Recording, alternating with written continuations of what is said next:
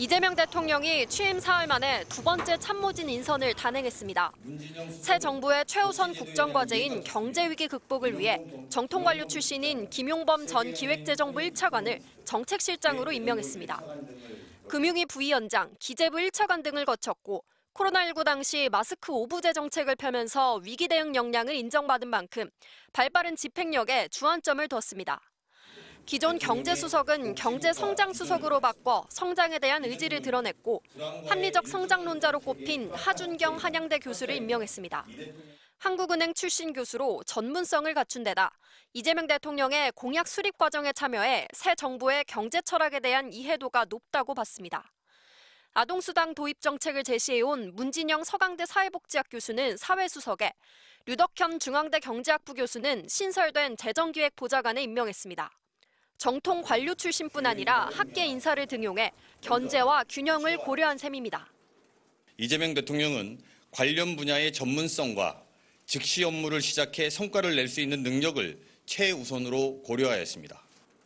정부 출범 후 첫 조직 개편안도 내놓으며 책임과 유능, 미래 전략을 강조했습니다. 우선 지난 윤석열 정부의 국정운영 총괄 기능이 미흡했다면서 국정상황실의 기능을 확대하기로 했습니다. 국정상황실을 확대 개편해 국정운영의 컨트롤 타워로 자리매김하도록 하고 인공지능 산업 육성 등 중장기 과제를 맡을 AI 미래기획수석을 새로 만들고 수석급 재정기획보좌관도 신설하겠다고 밝혔습니다. 국민 안전을 책임질 국가위기관리센터는 기존 국가안보실 2차장 소속에서 안보실장 직속으로 이관하겠다는 계획입니다. 당초 발표될 걸로 점쳐졌던 정무수석, 민정수석은 각각 우상호 전 의원과 오광수 변호사가 유력한 가운데 검증이 길어지는 걸로 파악됐습니다.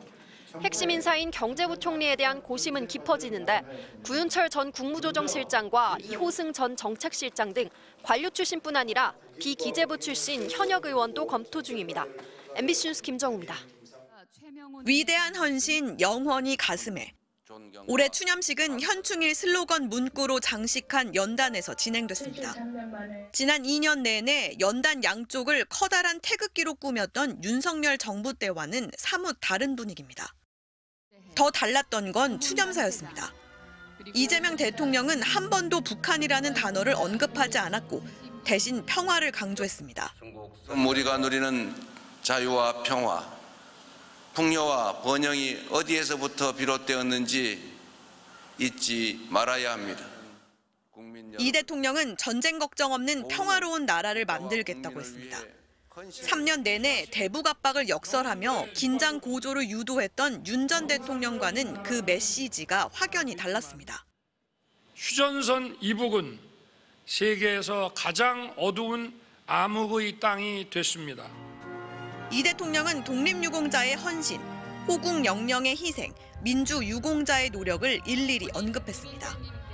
특별한 희생에는 특별한 보상이 주어져야 한다고 강조했고 참전 유공자의 남겨진 배우자까지 언급하며 구체적인 지원책을 약속했습니다. 왜곡된 역사 인식에 대한 당부도 잊지 않았습니다. 독립운동하면 3대가 망하고 친일하면 3대가 흥한다는 말은 이제 영원히 사라져야 합니다. 추념식 기념 영상도 달랐는데 1년 전엔 6.25 전쟁에 참전한 삼형제의 이야기를 담은 반면 대한민국의 자유수호를 위해 전장으로 향했습니다. 올해는 6.25 전쟁 이후 최초의 재건 마을인 철원군 대마리 초등학생들의 소망을 전했습니다. 우리가 배우고 싶은 거, 하고 싶은 거 다 할 수 있는 나라예요.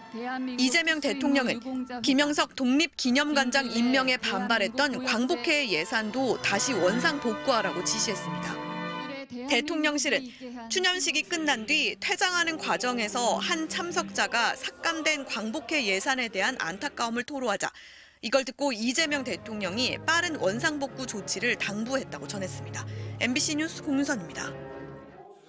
헌법재판소가 윤석열 전 대통령을 파면한 지 불과 나흘 뒤 지난 4월 8일 대통령 권한을 대행하던 당시 한덕수 총리는 곧 임기가 끝나는 헌법재판관 후보자로 이한규 법제처장, 함상훈 서울고법 부장판사 2명을 지명했습니다. 권한 대행이 대통령 고유 권한을 행사한 데다 심지어 후보 중 한 명인 이한규 법제처장은 파면된 윤 전 대통령의 최측근이었습니다. 엄중한 시기에 큰 책임감을 느끼고요. 후속 절차를 잘 준비하겠습니다. 더불어민주당은 권한대행의 위헌적인 권한 행사라며 강하게 반발했습니다. 특히 이한규 처장 지명을 두고선 파면된 윤 전 대통령이 뒤에서 상황처럼 헌법농단에 나선 거라고 주장했습니다. 일주일 뒤 헌재는 한 총리의 지명 효력을 일단 정지시켰습니다. 대통령이 된 것으로 착각한 것 같습니다. 토끼가 호랑이 굴에 들어간다고 호랑이가 되는 건 아니죠. 그리고 한 달여가 지나 대통령 선거를 통해 선출된 이재명 대통령은 권한대행의 지명을 모두 없던 일로 되돌렸습니다. 당시 한덕수 총리의 권한이 아니라는 입장을 분명히 밝혔습니다. 이재명 대통령은 한덕수 전 국무총리가 권한 없이 했던 이완규 함상훈에 대한 지명을 철회했습니다. 대통령실은 원점에서 후보군을 재검토한 뒤 헌재의 공백이 장기화되지 않도록 조속히 헌법재판관 후보자 지명에 나설 계획입니다. MBC 뉴스 강현서입니다. 이한주 민주연구원장이 이재명 정부의 중장기 국정 로드맵을 마련할 국정기획위원회 위원장에 임명됐습니다. 이 원장은 이재명 대통령이 과거 성남시장이던 시절부터 줄곧 정책 개발을 주도해온 인물로 이번 대선에서도 공약 수립을 총괄해왔습니다. 국정기획위원회는 대선 공약을 정부 정책으로 가다듬는 동시에 인수위원회 역할도 대신할 것으로 보입니다.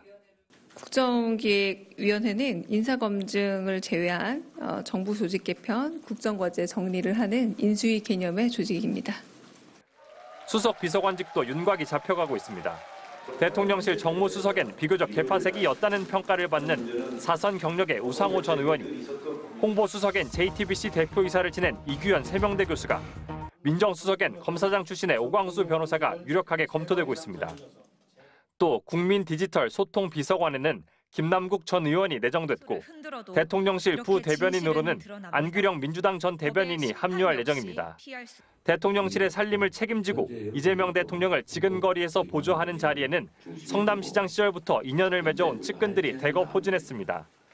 제1부속실장에는 김남준 전 민주당 대표 정무부실장이, 총무비서관에는 성남시장 시절부터 인연을 쌓아온 김현지 전 보좌관이 내정됐습니다. 인사비서관에는 김용채 전 보좌관, 의전 비서관으로는 권혁기 전 당대표 정무기획실장이 합류합니다. 대통령실이 아직 인선을 발표하지 않았지만 측근 참모들은 모두 대통령실에 출근해 업무를 시작한 것으로 전해졌습니다. MBC 뉴스 정상빈입니다.